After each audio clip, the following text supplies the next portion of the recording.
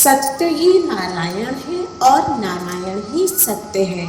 सत्य को साक्षात भगवान मानकर सत्यव्रत को जीवन में उतारना ही सत्यनारायण की कथा का मूल उद्देश्य है। सत्यनारायण की कथा के माध्यम से मनुष्य सत्यव्रत ग्रहण करके वास्तविक सुख समृद्धि का अधिकारी बन सकता है। सनातन धर्म से जुड़ा शायद ही कोई ऐसा व्यक्ति होगा जिसने श्री सत्यनारायण कथा का नाम न सुना हो। स्कंद पुराण के मुताबिक भगवान सत्यनारायण श्री हरि विष्णु का ही दूसरा रूप है। इस कथा की महिमा को भगवान सत्यनारायण ने अपने मुख से देवर्षि नारद को बताया है। पूर्णिमा के दिन इस कथा को सुनने का विशेष महत्व है। कलयुग में इस व्रत कथा को सुनना बहुत प्रभावशाली माना गया है।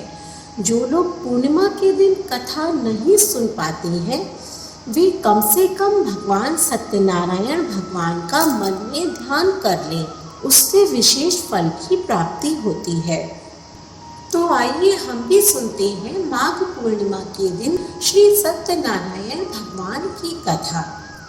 नमस्कार, स्वागत है आपका सनातन ज्ञान और संस्कार चैनल पे। बोलिए सत्यनारायण भगवान की जय, लक्ष्मी नारायण भगवान की जय। सत्यनारायण व्रत कथा का संदर्भ यह है कि पुराकाल में सौनकादि ऋषि नैमिषारण्य स्थित महर्षि सूत के आश्रम पर पहुँचे। महर्षि सूत से प्रश्न करते हुए ऋषिगण पूछते हैं कि लौकिक कष्ट मुक्ति, सांसारिक दुखों व कष्टों से मुक्ति पाने के लिए सरल उपाय क्या है। महर्षि सूत जी सौनकादि ऋषियों को बताते हैं कि यही प्रश्न नारद मुनि ने भगवान विष्णु से किया था और भगवान विष्णु ने नारद मुनि को सांसारिक दुखों से मुक्ति का सरल उपाय बताते हुए कहा कि इसका एक ही सरल उपाय है, वह है सत्यनारायण भगवान का व्रत। भगवान विष्णु ने सत्यनारायण का अर्थ सत्याचरण, सत्याग्रह, सत्यनिष्ठा बताया है। इस संसार में सुख और समृद्धि की प्राप्ति सत्याचरण द्वारा की जा सकती है अथवा सत्य ही ईश्वर को पाने का सर्वोत्तम मार्ग है। कथा इस प्रकार है। प्रथम अध्याय।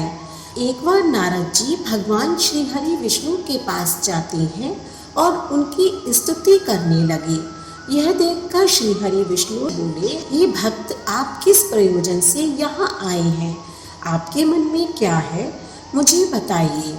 नारद मुनि बोले, प्रभु, मृत्युलोक में अपने अपने पाप कर्मों द्वारा विभिन्न योनियों में जन्म लेने वाले सभी जीव जंतु, इंसान सभी किसी न किसी प्रकार के दुख व शारीरिक मानसिक पीड़ा से ग्रस्त हैं। भगवान, सभी कष्टों से मुक्ति पाने का कोई छोटा उपाय बताइए, मैं सुनना चाहता हूँ। श्री हरि विष्णु भगवान ने कहा, वत्स, संसार के भले के लिए आपने बहुत अच्छी बात की है, इसीलिए मैं आपको इसका उपाय बताऊंगा। इस व्रत को करने से व्यक्ति मोह माया से मुक्ति पा सकता है, तो इसे ध्यान से सुनिए। भगवान सत्यनारायण का स्वर्ग और मृत्यु लोक में एक महान पुण्यप्रद व्रत है। आपके स्नेह के कारण मैं इसे कह रहा हूँ। विधि विधान से भगवान सत्यनारायण व्रत करके मनुष्य शीघ्र ही सुख समृद्धि प्राप्त कर मृत्यु के बाद परलोक में मोक्ष को प्राप्त कर सकता है। भगवान विष्णु की बातें सुनकर नारद मुनि बोले, प्रभु, इस व्रत को करने का क्या फल मिलता है, इसका विधान क्या है तथा इस व्रत को किसने किया है, यह सब विस्तार पूर्वक बताइए, मेरी सुनने की इच्छा है। श्री हरि विष्णु ने कहा, यह सत्यनारायण व्रत दुख, शारीरिक मानसिक शोक आदि का शमन करने वाला है, धन्य धान में वृद्धि करने वाला है और सौभाग्य को अखंड करता है। संतान प्राप्ति के लिए भी इस व्रत को किया जाता है। भक्ति और श्रद्धा से बंधु बांधवों के साथ धर्म में तत्पर होकर सायंकाल के समय भगवान सत्यनारायण की पूजा आराधना करें। नैवेद्य में उत्तम कोटि के भोज्य पदार्थ सवा मात्रा में अर्पित करना चाहिए तथा भोग का प्रसाद बनाने के लिए केले का फल, घी, दूध, साठी, गेहूं या चावल का आटा और शक्कर, गुड़ लेकर इन सभी को एकत्रित कर सवाया मात्रा में भगवान का भोग लगाना चाहिए तथा पूजा के बाद सब लोगों में विस्तृत करना चाहिए। सत्यनारायण भगवान की कथा सुनने के बाद सामर्थ्य अनुसार ब्राह्मणों को दक्षिणा देनी चाहिए और बंधु बांधवों व ब्राह्मणों को भोजन कराना चाहिए। कलयुग में यह सबसे छोटा सा उपाय है। श्रीमन नारायण नारायण नारायण। सत्यनारायण व्रत कथा का दूसरा अध्याय। श्री सूत जी बोले, हे प्रभु, अब मैं पुनः पूर्व काल में जिसने इस सत्यनारायण व्रत को किया था उसे भली भांति विस्तार पूर्वक कहूँगा। रमणीय काशी नामक नगर में कोई अत्यंत निर्धन ब्राह्मण रहता था।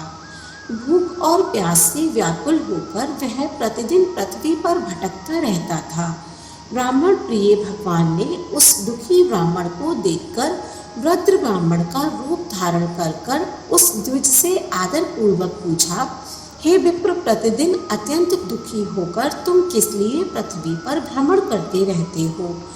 हे द्विज श्रेष्ठ, यह सब बतलाओ, मैं सुनना चाहता हूँ। ब्राह्मण बोले, प्रभु, मैं अत्यंत दरिद्र ब्राह्मण हूँ और भिक्षा के लिए पृथ्वी पर घूमा करता हूँ। यदि मेरी इस दरिद्रता को दूर करने का आप कोई उपाय जानते हो तो कृपा करके बतलाइए। वृद्ध ब्राह्मण बोले, हे ब्राह्मण देव, सत्यनारायण भगवान विष्णु अभीष्ट फल को देने वाले हैं। हे विप्र, तुम उनका उत्तम व्रत करो जिसे करने से मनुष्य सभी दुखों से मुक्त हो जाता है। व्रत के विधान को भी ब्राह्मण से यत्न पूर्वक कहकर वृद्ध ब्राह्मण रूपधारी भगवान विष्णु वहीं पर अंतर्ध्यान हो गए। वृद्ध ब्राह्मण ने जैसा कहा है उस व्रत को अच्छी प्रकार से वैसे ही करूँगा। यह सोचते हुए उस ब्राह्मण को रात में नींद नहीं आई। अगले दिन प्रातःकाल उठकर सत्यनारायण का व्रत करूँगा ऐसा संकल्प कर वह ब्राह्मण भिक्षा के लिए चल पड़ा। उस दिन ब्राह्मण को भिक्षा में बहुत सा धन प्राप्त हुआ। उसी धन से उसने बंधु बांधवों के साथ भगवान सत्यनारायण का व्रत किया। इस व्रत के प्रभाव से वह श्रेष्ठ ब्राह्मण सभी दुखों से मुक्त होकर समस्त संपत्तियों से संपन्न हो गया। उस दिन से लेकर प्रत्येक महीने उसने यह व्रत किया। इस प्रकार भगवान सत्यनारायण के इस व्रत को करने पर वह श्रेष्ठ ब्राह्मण सभी पापों से मुक्त हो गया और उसने दुर्लभ मोक्ष पद को प्राप्त किया। हे विप्र, पृथ्वी पर जब भी कोई मनुष्य श्री सत्यनारायण का व्रत करेगा उसी समय उसके समस्त दुख नष्ट हो जाएंगे। हे ब्राह्मणों, इस प्रकार भगवान नारायण ने महात्मा नारद जी से जो कुछ कहा मैंने वह सब आप लोगों से कह दिया। आगे सब और क्या कहूँ? हे मुनि, इस पृथ्वी पर उस ब्राह्मण से सुने हुए इस व्रत को किसने किया? हम सब वह सुनना चाहते हैं। उस व्रत पर हमारी श्रद्धा हो रही है। श्री सूत जी बोले, मुनियों, पृथ्वी पर जिसने यह व्रत किया उसे आप लोग सुने। एक बार वह द्विज श्रेष्ठ अपनी धन संपत्ति के अनुसार बंधु बांधवों तथा परिवारजनों के साथ व्रत करने के लिए तत्पर हुआ। उसी बीच एक लकड़हारा वहां आया और लकड़ी बाहर रखकर उस ब्राह्मण के घर गया। प्यास से व्याकुल वह उस ब्राह्मण को व्रत करता हुआ देखकर प्रणाम करके उससे बोला, प्रभु, आप ये क्या कर रहे हैं? इसके करने से किस फल की प्राप्ति होती है? विस्तार पूर्वक मुझसे कहिए। विप्र ने कहा, यह सत्यनारायण भगवान का व्रत है जो सभी मनोरथों को प्रदान करने वाला है। उसी के प्रभाव से मुझे यह सब महान धन्य धान आदि प्राप्त हुआ है। जल पीकर तथा प्रसाद ग्रहण कर वह नगर को चल दिया। सत्यनारायण देव के लिए मन में ऐसा सोचने लगा कि आज लकड़ी बेचने से जो धन प्राप्त होगा उसी धन से भगवान सत्यनारायण भगवान का श्रेष्ठ व्रत करूंगा। इस प्रकार मन से चिंतन करता हुआ लकड़ियों को मस्तक पर रखकर उस सुंदर नगर में गया जहाँ धन संपन्न लोग रहते थे। उस दिन उसने लकड़ियों का दुगना मूल्य प्राप्त किया। इसके बाद प्रसन्न हृदय होकर वह पके हुए केले का फल, शक्कर, घी, दूध और गेहूं का चूर्ण सवाया मात्रा में लेकर अपने घर आया। तत्पश्चात उसने अपने बांधवों को बुलाकर विधि विधान से भगवान श्री सत्यनारायण का व्रत किया। उस व्रत के प्रभाव से वह धन, पुत्र आदि से संपन्न हो गया और इस लोक में अनेक सुखों को भोगकर अंत में सत्यपुर अर्थात वैकुंठ धाम को चला गया। बोलो सत्यनारायण भगवान की जय। तीसरा अध्याय। श्री सूत जी बोले, श्रेष्ठ मुनियों, अब मैं पुनः आगे की कथा कहूँगा, आप लोग सुने। प्राचीन काल में उल्कामुख नाम का एक राजा था। वह जितेंद्रिय, सत्यवादी तथा अत्यधिक बुद्धिमान था। वह विद्वान राजा प्रतिदिन देवालय जाता और ब्राह्मणों को धन देकर संतुष्ट करता था। कमल के समान मुख वाली उसकी पत्नी शील, विनम्र एवं सौंदर्य आदि गुणों से संपन्न तथा पतिपरायण थी। राजा एक दिन अपनी धर्मपत्नी के साथ भद्रशिला नदी के तट पर श्री सत्यनारायण का व्रत कर रहे थे। उसी समय व्यापार के लिए अनेक प्रकार की धनराशि से संपन्न एक साधु नाम का वनिया वहां आया। भद्रशिला नदी के तट पर नाव को स्थापित कर वह राजा के समीप गया और राजा को उस व्रत में दीक्षित देखकर विनम्र पूर्वक पूछने लगा, राजन, आप भक्ति युक्त चित्त से ये क्या कर रहे हैं? कृपा करके मुझे बतलाइए, इस सबको मैं सुनना चाहता हूँ। राजा बोले, हे साधु, पुत्र आदि की प्राप्ति की कामना से अपने बंधु बांधवों के साथ मैं अतुल तेज संपन्न भगवान विष्णु का व्रत एवं पूजन कर रहा हूँ। राजा की बात सुनकर साधु ने आदर पूर्वक कहा, राजन, इस विषय में आप मुझे सब कुछ विस्तार से बतलाइए। आपकी कथा अनुसार मैं व्रत एवं पूजन करूँगा। मुझे भी संतान नहीं है, इससे अवश्य ही संतान प्राप्ति होगी। ऐसा विचार कर व्यापार से निवृत्त हो आनंद पूर्वक अपने घर आया। उसने अपनी भार्या से संतति प्रदान करने वाले इस सत्य व्रत को विस्तार पूर्वक बताया तथा कहा, जब मुझे संतान प्राप्त होगी तब मैं भी इस व्रत को करूँगा। इस प्रकार उस साधु ने अपनी भार्या लीलावती से कहा। एक दिन उसकी स्त्री लीलावती पति के साथ आनंदित होकर, धर्मपरायण होकर भगवान श्री सत्यनारायण भगवान की कृपा से गर्भवती हो गई। 10वें महीने में उससे कन्या रत्न की उत्पत्ति हुई और वह शुक्ल पक्ष के चंद्रमा की भांति दिन प्रतिदिन बढ़ने लगी। उस कन्या का नाम कलावती रखा गया। इसके बाद एक दिन लीलावती ने मीठे वचनों में अपने पति से कहा कि आप पूर्व में संकल्पित श्री सत्यनारायण के व्रत को क्यों नहीं कर रहे हैं? साधु बोले, हे प्रिय, इसके विवाह के समय व्रत करूँगा। इस प्रकार अपनी पत्नी को आश्वासन देकर वह व्यापार करने के लिए नगर की ओर चले गए। इधर कन्या कलावती पितृगृह में वृद्धि को प्राप्त हुई। तदंतर धर्मज्ञ साधु ने नगर में सखियों के साथ क्रीड़ा करती हुई अपनी कन्या को विवाह योग्य देखकर आपस में मंत्रणा करके कन्या विवाह के लिए श्रेष्ठ वर का अन्वेषण करो, ऐसा दूत से कहकर शीघ्र ही उसे भेज दिया। उनकी आज्ञा प्राप्त कर दूत कंचन नामक नगर में गए और वहां से एक बड़े पुत्र को लेकर आए। उस साधु ने उस बड़े पुत्र को सुंदर और गुणों से संपन्न देखकर अपनी जाति के लोगों तथा बंधु बांधवों के साथ संतुष्ट चित्त होकर विधि विधान से बड़े पुत्र के हाथ में कन्या का दान कर दिया। उस समय वह साधु बनिया दुर्भाग्यवश भगवान का वह उत्तम व्रत करना भूल गया। पूर्व संकल्प के अनुसार विवाह के समय में व्रत न करने के कारण भगवान उस पर रुष्ट हो गए। उस समय के पश्चात अपने व्यापार कर्म में कुशल वह साधु बनिया काल की प्रेरणा से अपने दामाद के साथ व्यापार करने के लिए समुद्र के समीप स्थित रत्नसारपुर नामक सुंदर नगर में गए और अपने श्री संपन्न दामाद के साथ व्यापार करने लगे। वहाँ दोनों ससुर जमाई व्यापार करने लगे। एक दिन भगवान सत्यनारायण की माया से एक चोर राजा के धन को चुराकर भागा जा रहा था, लेकिन पीछे से राजा के दूतों को आया हुआ देखकर उसने घबराकर धन को वहीं चुपचाप रख दिया जहां दोनों ससुर जमाई ठहरे हुए थे। राजा के सिपाहियों ने साधु वैश्य के पास राजा के धन को पड़ा हुआ देखा तो दोनों को बांधकर प्रसन्नता से दौड़ते हुए राजा के समीप जाकर बोले, यह दो चोर पकड़कर हम लाए हैं। राजा की आज्ञा से उन दोनों को कठिन कारावास में डाल दिया गया और उनका जितना भी धन था उसे छीन लिया गया। श्री सत्यनारायण भगवान के श्राप से साधु की पत्नी भी घर पर बहुत दुखी हुई। घर पर जो धन रखा था उसे चोर चुरा कर ले गए। शारीरिक तथा मानसिक पीड़ा, भूख प्यास से अति दुखी होकर अन्न की चिंता में कलावती एक ब्राह्मण के घर गई। वहाँ उसने श्री सत्यनारायण भगवान का व्रत होते देखा। फिर कथा सुनी और प्रसाद ग्रहण कर रात को घर वापस आई। माता ने कलावती से पूछा, पुत्री अब तक कहाँ रही, वह तेरे मन में क्या है?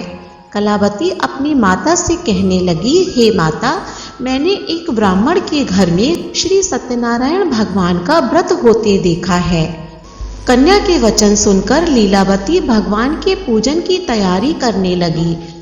लीलावती ने परिवार व बंधुओं सहित सत्यनारायण भगवान का पूजन किया और यह वर मांगा कि मेरे पति तथा दामाद शीघ्र घर वापस आ जाएं। साथ ही यह भी प्रार्थना की कि हम सबका अपराध क्षमा करें। श्री सत्यनारायण भगवान इस व्रत से संतुष्ट हो गए और राजा चंद्रकेतु को सपने में दर्शन देकर कहा कि राजन, उन दोनों वैश्यों को प्रातः ही छोड़ दे, नहीं तो तेरा सब धन, राज्य व संतान सभी को नष्ट कर दूंगा। राजा को यह सब कहकर भगवान अंतर ध्यान हो गए। प्रातःकाल सभा में राजा ने अपना सपना सुनाया। फिर दोनों बड़े पुत्रों को कैद से मुक्त कराकर सभा में लाए। दोनों ने आते ही राजा को नमस्कार किया। राजा मीठे वचनों में बोला, हे महानुभावों, भाग्यवश ऐसा कठिन दुख तुम्हें प्राप्त हुआ है, अब तुम्हें कोई भय नहीं है। ऐसा कहकर राजा ने उन दोनों को नए नए वस्त्राभूषण पहनाए और उनका जितना धन लिया था उससे दोगुना धन वापस कर दिया। दोनों वैश्य अपने घर को चल दिए। बोलिए सत्यनारायण भगवान की जय। चतुर्थ अध्याय। सूत जी बोले, वैश्य ने मंगलाचार कर अपनी यात्रा आरंभ कर दी और अपने नगर की ओर चल दिए। उनके थोड़ी दूर जाने पर ही दंडी वेशधारी श्री सत्यनारायण भगवान ने उनसे पूछा, हे साधु, तेरी नाव में क्या है? अभिमानी बड़ी हंसता हुआ बोला, हे दंडी, आप क्यों पूछते हो? क्या धन लेने की इच्छा है? मेरी नाव में तो बेल पत्ते आदि भरे हुए हैं। वैश्य के कठोर वचनों को सुनकर भगवान बोले, तुम्हारा वचन सत्य हो। दंडी ऐसे वचन कहकर वहां से दूर चले गए और कुछ दूर जाकर समुद्र के किनारे बैठ गए। दंडी के जाने पर वैश्य ने नित्य क्रिया करने के पश्चात नाव को ऊंची उठी हुई देखा और नाव में बेल पत्ते आदि देखकर मूर्छित होकर जमीन पे गिर पड़ा। फिर मूर्छा खुलने पर अत्यंत शोकाकुल होकर रोने लगा। तब उसका दामाद बोला कि आप शोक न करें, यह दंडी का श्राप है, अतः हमें उनकी शरण में चलना चाहिए, तभी हमारी मनोकामनाएं पूर्ण होंगी। दामाद की बात सुनकर वह दंडी के पास पहुंचा और अत्यंत भक्ति भाव से नमस्कार कर बोला कि मैंने जो आपसे असत्य वचन कहे थे उसके लिए मुझे क्षमा करें। ऐसा कहकर महान शोकाकुल होकर रोने लगा। तब दंडी भगवान बोले, हे बड़िक पुत्र, मेरी आज्ञा से तुझे बारंबार दुख प्राप्त हुआ है, तू मेरी पूजा से विमुख हुआ है। तब वह बड़िक बोला कि भगवान, आपकी माया से मोहित ब्रह्मा आदि भी आपके रूप को नहीं जान सकते, तब मैं अज्ञानी कैसे जान सकता हूँ? आप प्रसन्न हो जाइए, मैं सामर्थ्य के अनुसार आपकी पूजा करूँगा। मेरी रक्षा करो और पहले के समान नौका में धन भर दो। साधु वैश्य के भक्ति पूर्वक वचन सुनकर भगवान प्रसन्न हो गए और इच्छा अनुसार वर देकर अंतर ध्यान हो गए। ससुर जमाई जब नाव पर आए तो नाव धन से भरी हुई थी। फिर वहीं अपने अन्य साथियों के साथ सत्यनारायण भगवान का पूजन कर अपने नगर को चल दिए। जब नगर के नजदीक पहुंचे तो दूत को घर पर खबर करने के लिए भेज दिया। दूत साधु की पत्नी को प्रणाम कर बोला, मालिक अपने दामाद सहित नगर के निकट आ गए हैं। दूत की बात सुनकर साधु की पत्नी लीलावती ने बड़े हर्ष के साथ सत्यनारायण भगवान का पूजन किया और अपनी पुत्री कलावती से कहा कि मैं अपने पति के दर्शन को जाती हूँ, तो कार्य पूर्ण कर शीघ्र आ जाना। माता के ऐसे वचन सुनकर कलावती प्रसाद छोड़कर अपने पति के पास चली गई। प्रसाद की अवज्ञा के कारण श्री सत्यनारायण भगवान ने रुष्ट होकर नाव सहित उसके पति को पानी में डुबो दिया। कलावती अपने पति को वहां न पाकर रोती हुई जमीन पर गिर पड़ी। नौका को डूबा हुआ देखकर तथा कन्या को रोती हुई देखकर साधु दुखित होकर बोला, हे भगवान, मुझसे या मेरे परिवार से जो कोई भी भूल हुई है उसे क्षमा करें। साधु के दीन वचन सुनकर श्री सत्यनारायण भगवान प्रसन्न हो गए और आकाशवाणी हुई, हे साधु, तेरी कन्या मेरे प्रसाद को छोड़कर आई है, इसीलिए इसका पति अदृश्य हुआ है। यदि वह घर जाकर प्रसाद खाकर लौटे तो इसे इसका पति अवश्य मिलेगा। ऐसी आकाशवाणी सुनकर कलावती घर पहुंचकर प्रसाद खाती है और फिर आकर अपने पति के दर्शन करती है। उसके बाद साधु अपने बंधु बांधवों सहित श्री सत्यनारायण भगवान का विधि विधान से पूजन करता है और इस लोक का सुख भोगकर अंत में स्वर्ग लोक को जाता है। बोलिए सत्यनारायण भगवान की जय। 5वां अध्याय। श्री सूत जी बोले, श्रेष्ठ मुनियों, अब इसके बाद मैं दूसरी कथा कहूँगा, आप लोग ध्यान से सुने। अपनी प्रजा का पालन करने में तत्पर तुंगध्वज नामक एक राजा थे। उसने सत्यदेव के प्रसाद का परित्याग करके दुख प्राप्त किया। एक बार वन में जाकर बहुत से पशुओं को मारकर बट वृक्ष के नीचे आया। वहां उसने देखा कि गोपगण बंधु बांधवों के साथ संतुष्ट होकर भक्ति युक्त भगवान सत्यदेव की पूजा कर रहे हैं। राजा यह देखकर भी अहंकारवश ना तो वहां गया और ना ही उसने भगवान सत्यनारायण को प्रणाम किया। पूजन के बाद जब सभी गोपगण ने भगवान का प्रसाद राजा के समीप रखा तो वह उस प्रसाद को त्याग कर अपनी सुंदर नगरी में चला गया, जहाँ उसने अपना सब कुछ नष्ट पाया। राजा ने मन में यह निश्चय किया कि अवश्य ही भगवान सत्यनारायण ने हमारा नाश कर दिया है, इसीलिए मुझे वहां जाना चाहिए जहां श्री सत्यनारायण भगवान का पूजन हो रहा था। ऐसा मन में निश्चय करके वह राजा गोपगणों के समीप गया और गोपगणों के साथ भक्ति और श्रद्धा से युक्त होकर विधि पूर्वक भगवान सत्यदेव का पूजन किया। भगवान सत्यदेव की कृपा से फिर वह पुनः धन और पुत्रों से संपन्न हो गया। फिर इस लोक में सुख भोगकर अंत में सत्यपुर यानी वैकुंठ धाम को प्राप्त हुआ। श्री सूत जी कहते हैं, जो व्यक्ति इस परम दुर्लभ श्री सत्यनारायण भगवान के व्रत को करता है और पुण्यमयी तथा फल प्रदायिनी भगवान की कथा को भक्ति युक्त होकर सुनता है, उसे भगवान सत्यनारायण की कृपा से धन धान्य आदि की प्राप्ति होती है। दरिद्र धनवान हो जाता है, बंधन में पड़ा हुआ बंधन से मुक्त हो जाता है, डरा हुआ व्यक्ति भय मुक्त हो जाता है। यह बात सत्य है, इसमें कोई भी संशय नहीं है। इस लोक में वह सभी फलों को प्राप्त करके अंत में सत्यपुर वैकुंठ धाम को जाता है। हे ब्राह्मणों, इस प्रकार मैंने आप लोगों से भगवान सत्यनारायण के व्रत को कहा, जिसके करने से मनुष्य सभी दुखों से मुक्त हो जाता है। कलयुग में तो भगवान सत्यदेव की पूजा विशेष फल प्रदान करने वाली है।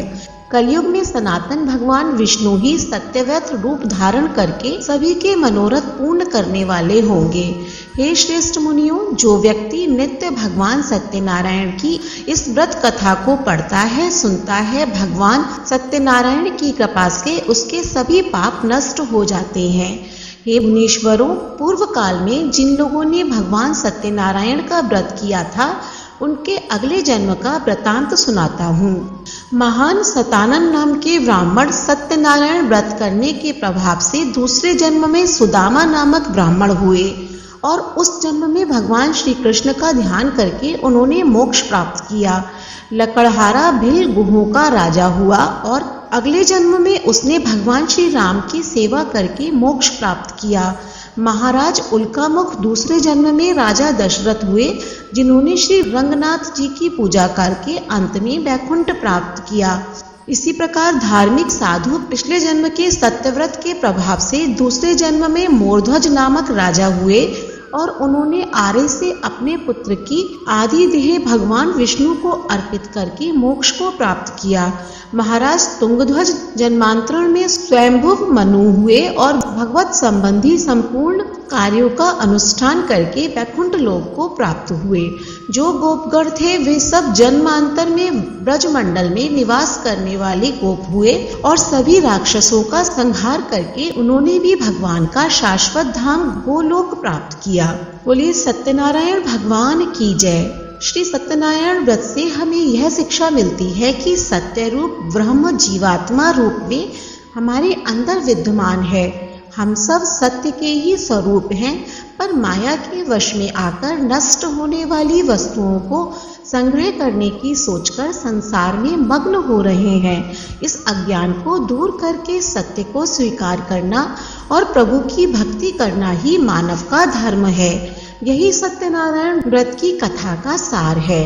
कमेंट बॉक्स में सत्यनारायण भगवान की जय लिखना ना भूलें। वीडियो अच्छी लगी हो तो इसे ज़्यादा से ज़्यादा शेयर करें। ऐसे ही धार्मिक वीडियोस देखने के लिए हमारे चैनल को सब्सक्राइब करें। धन्यवाद।